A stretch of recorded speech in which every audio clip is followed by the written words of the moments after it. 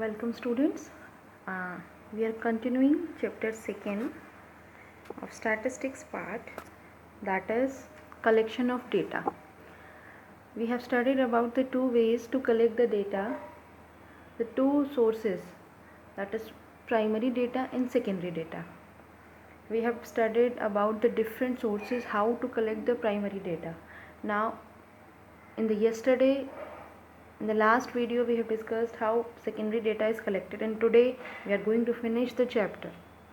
The last two topics are remaining, that is precautions in the use of secondary data, and second one is important sources of secondary data. While collecting secondary data, we have to take some precautions कि whether our data is reliable, क्या हम किसी data पे trust कर सकते हैं कि नहीं, whether our data is suitable for the purpose of inquiry, और whether our data is adequate or not. तो reliability को, suitability को और adequacy को we have to keep in mind some of the following points. First is ability of collecting organization. We should check the ability of the organization in which initially collected the data. Data जो है that should be collected by experienced investigators. अगर experienced investigators ने data को collect किया, that means our data is correct. Second is objective and scope. While collecting any of the data, we have to keep in mind its objective, कि हम किस purpose के लिए उस data को collect कर रहे हैं. अगर वो हमारे objective और scope को fulfill कर रहा है, that means our collection of data is correct, otherwise it is not correct. Third is method of collection. The method of data collection, that is by original investigator, should also be noted. Means why it is to be noted? Because we have to match that data with the nature of investigator, कि investigator जो है उस purpose के लिए गया collect करने की, वो अपने purpose के लिए गया है. Fourth is time and conditions of collection. We have to note down the time period of investigation as well as the conditions. For example, we are collecting the data in war times. अगर उस time युद्ध चल रहा है और हम उस time data को कलेक्ट कर रहे हैं, तो वॉर टाइम्स के डेटा को पीस टाइम के डेटा से हम मैच नहीं कर सकते. सो time and conditions should also be proper while collection of data. Fifth one is definition of the unit. One should make sure that the unit of measurement used in the initial collection of data are same as adopted in the present study.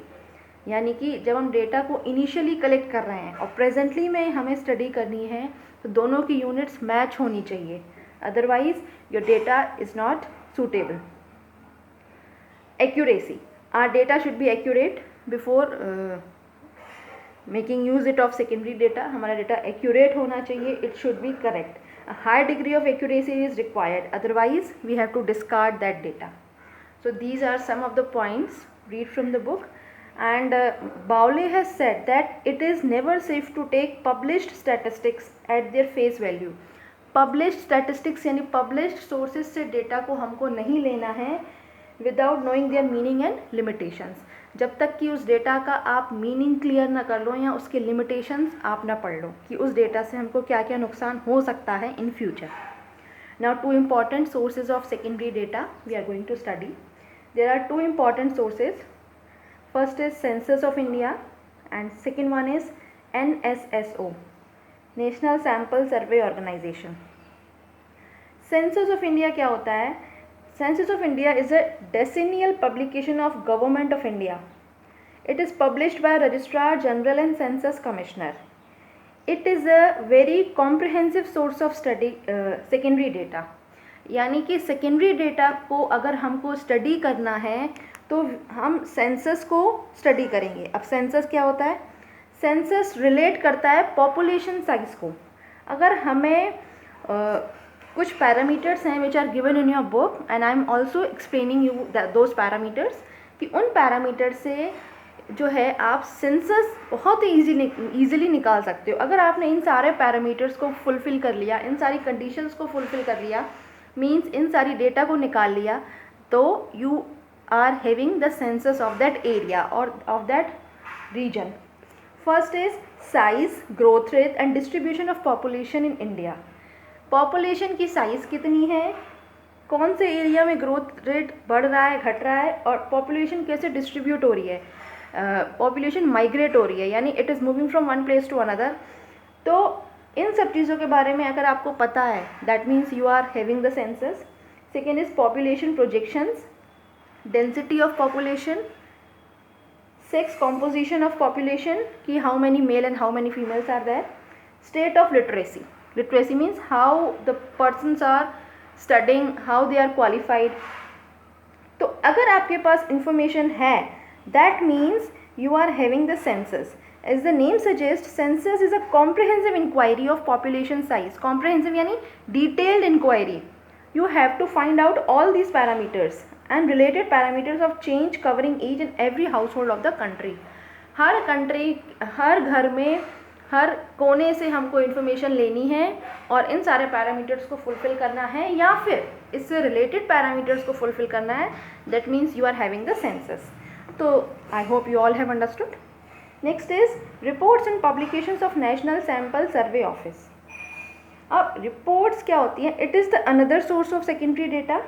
It is also a government organisation under the Ministry of Statistics and Programme Implementation. ये एक Ministry of Statistics and Programme Implementation नाम से एक government की organisation है जिसके under ये काम करता है. ये बेसिकली सैम्पल सर्वेज लेता है. It basically conducts regular sample surveys to collect basic statistical information relating to a variety of economic activity in rural as well as urban part of the country. It works in both the parts. ये statistical information collect करता है किस चीज़ को लेकर के? relating to a variety of economic activity. अब economic activities क्या होती हैं? लोग वहाँ पे पैसा कैसे कमा रहे हैं, how they are earning. I have already told you in the last videos कि economic activity is done with the main motive of earning money, with the main motive of earning profit. तो urban areas में और rural areas में how economic activity is performed, ये पता लगाना that is the work of NSSO, National Sample Survey Office. For example, the 77th round of NSSO, it was held on January 19 to December 19. It was on the debt and investment. Debt पे था और investment पे था. Land and livestock holdings of households and situation assessment of agricultural households. यानी ये क्या करता है, एक पर्टिकुलर डेट सेट कर लेता है, उस डेट पे उसको ये सब चीज़ें पता लगानी है. जैसे दिसंबर 19 से जनवरी 19 से दिसंबर 19 तक इसने क्या किया? Debt and household investment, land and livestock holdings of households, यानी कितना लैंड है, कितना इन्वेस्ट कर रहे हैं लोग, कितनी लाइफ स्टॉक है उनके पास. तो ये सब चीज़ें पता लगाना इनका काम है. Now broadly reports and publications of NSSO offer statistical information of the following parameters of economic change. ये following parameters these are kept in mind while NSSO performs its functions. तो कौन कौन सी चीज़ें ये परफॉर्म करवाता है? Land and livestock holdings, कितना लैंड है और कितना लाइफ स्टॉक है. Second is housing conditions and migration with special emphasis on slum dwellers. Housing conditions कैसी है लोगों की? How people are living, how people are migrating. Migration means moving from one place to another with special emphasis on slum dwellers. Slum dwellers यानी the persons who don't have their own house. तो special कुछ ऐसी चीज़ें भी पता कराना कि how they are moving. Employment and unemployment status in India. हमारे इंडिया का एम्प्लॉयमेंट स्टेटस कैसा है, अनएम्प्लॉयमेंट लोग कितने बेरोजगार हैं, that is also an economic activity which NSSO conducts. Next is consumer expenditure in India. Consumer का कितना खर्चा है, including level and pattern of consumer expenditure of diverse categories of people. Diverse means different categories of people, how they are scattered in all the parts of the country, how they are consuming, how much is there expenditure. Next is sources of house hold income in India. How household income is coming, how they are earning, ये भी पता करना, that is the work of NSSO. Unlike Census of India, reports and publications of National Sample Survey Office are based on sample study of the population. Census of India की तरह ये भी किस पे बेस्ड है? Sample study of population. तो इसमें भी पॉपुलेशन की ही स्टडी की जाती है, उसमें भी की जाती थी और इसमें भी की जाती है। और जो दूसरी एजेंसीज हैं which are working at national level which collect, process and tabulate the statistical data. First तो मैंने यहाँ बता दी NSSO है, that is national sample survey office. Others are given RGI, registrar general of India, DGCIS, Directorate General of Commercial Intelligence and Statistics, and Labor Bureau. Keep in mind these all the agencies so that you may remind and it will be easy for you to understand. Now we have completed our chapter. I hope you all have understood. If you face any kind of query, any problem, we are discussing in tomorrow's class. And in the next class, we are going to discuss about the economics, that is microeconomics. Thank you so much.